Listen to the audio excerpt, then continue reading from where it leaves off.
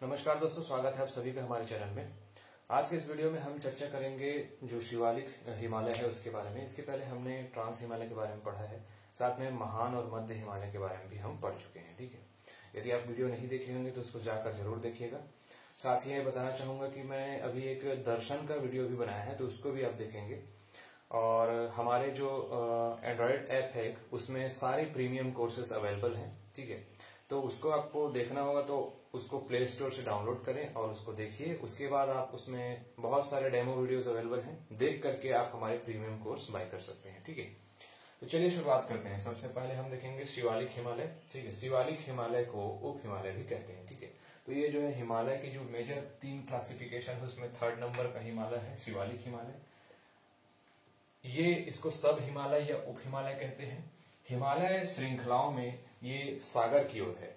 ठीक है, इसका जो डायरेक्शन है वो सागर की ओर है, दक्षिणतम क्षेत्र में है, इसलिए इसको बाह्य हिमालय भी कहते हैं। ठीक है, इसके दक्षिण में अब इसके बाद फिर कोई पहाड़ नहीं है, तो इसके बाद सीधा मैदान है, तो वो जो है महान मैदान कहलाता है। ठीक है, इसकी जो लंबाई है वो 2400 किलोमीटर है। ठीक है, और ये इसका जो विस्तार है वो पोतावर बेसिन से, पोतावर पठार से लेकर के ब्रह्मपुत्र की जो घाटी है वहां तक है। ठीक है, पश्चिम में ये अधिक चौड़ा है और पूर्व में सबसे कम। ठीक है, पश्चिम में इसकी चौड़ाई 50 किलोमीटर है लगभग, और वैसे ही अगर पूर्व का देखें तो 15 किलोमीटर है। ठीक है, तो ये दोनों चीज आपको याद रखना है कि ऐसे ही सेम जो चौड़ाई का जो क्राइटेरिया है वो दोनों और जो हिमालय है, मध्य हिमालय और महान हिमालय, उन पर भी लागू होता है। वो भी पश्चिम में चौड़े हैं ज्यादा और पूर्व में उनकी चौड़ाई कम होती गई है। कारण क्या है इसका? कारण ये है कि इधर का जो कन्वर्जेंस जो प्रेशर है मतलब वो ज्यादा है। ठीक है, पूर्व साइड में जो है जो प्लेट की जो मूवमेंट है उसमें जो प्रेशर है वो ज्यादा है, इसलिए इधर की जो हिमालय है उनकी चौड़ाई कम है। ठीक है, और इस साइड की जो चौड़ाई है वो ज्यादा है। औसत जो ऊंचाई है शिवालिक हिमालय की वो 600 मीटर से लेकर के अधिकतम जो है 1500 मीटर तक है। ठीक है, और बाकी जो 2 हिमालय है उनकी हाइट जो है 3000 से अधिक है और लगभग 6000 औसत ऊंचाई है। तो ऊंचाई के मामले में भी ये दोनों से बहुत ही कम हाइटेड है। संरचना की दृष्टि से अन्य हिमालयों से भिन्न है। क्यों भिन्न है? क्योंकि जो 2 हिमालय हैं, महान हिमालय और मध्य हिमालय, वो टेक्टोनिक मूवमेंट यानी कि प्लेटों के धंसने के फलस्वरूप बने हैं और वो फोल्डेड माउंटेन है। लेकिन ये वाला जो हिमालय है ये उनके बाद बना है, उनके द्वारा जो नदियां जो बहती हैं उनसे निकलती हैं, उन नदियों के द्वारा जो मलबा लाया गया है उसके द्वारा ये हिमालय बना है। ठीक है, तो एक प्रकार से एक मलबा का ही है, तो इसलिए इसका जो स्ट्रक्चर है वो अलग है।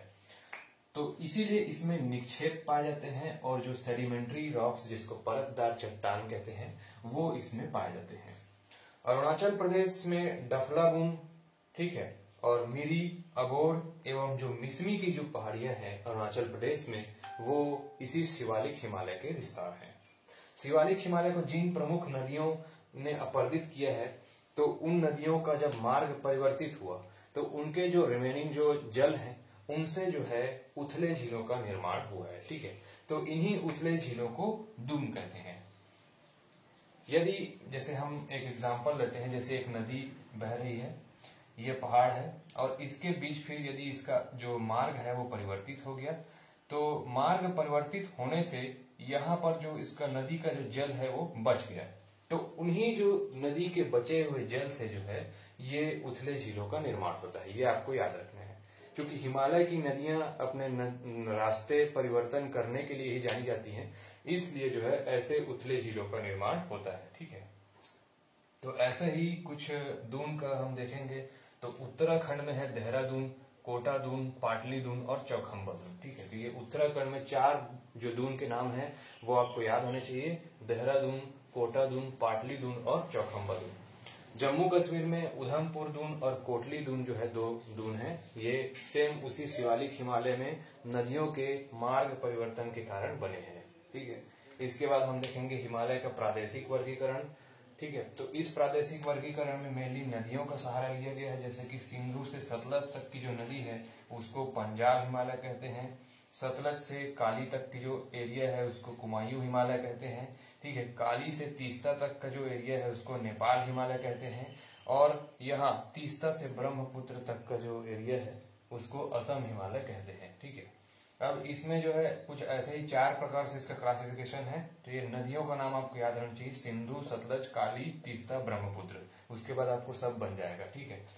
इसमें मेन जो इसकी खासियत है उसको हम देखेंगे तो पंजाब हिमालय में चौड़ाई अधिकतम है। मैंने पहले ही बताया कि जो ये वाला जो एरिया है, पश्चिमी जो एरिया है वो ज्यादा चौड़ा है, और जो पूर्वी एरिया है वो धीरे धीरे एक दूसरे में धंसता गया है, ठीक है।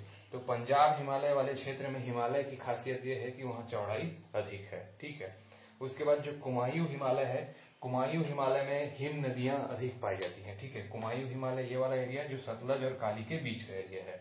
इसके बाद जो नेपाल हिमालय है, नेपाल हिमालय में ऊंचाई अधिक है क्योंकि वहीं पर जो है माउंट एवरेस्ट पाया जाता है, ठीक है। और असम हिमालय में जो है जैव विविधता अधिक पाई जाती है। क्यों जैव विविधता अधिक पाई जाती है? क्योंकि यहाँ पर जो है हाइट जो है कम है इसका, ठीक है। और भी कुछ अनुकूल परिस्थितियां हैं जिनके कारण यहाँ पर जैव विविधता की अधिकता पाई जाती है, ठीक है। तो ये था आज का वीडियो। आज की वीडियो में हम इतना ही पढ़ेंगे। मिलते हैं नेक्स्ट वीडियो में। वीडियो को देखने के लिए धन्यवाद।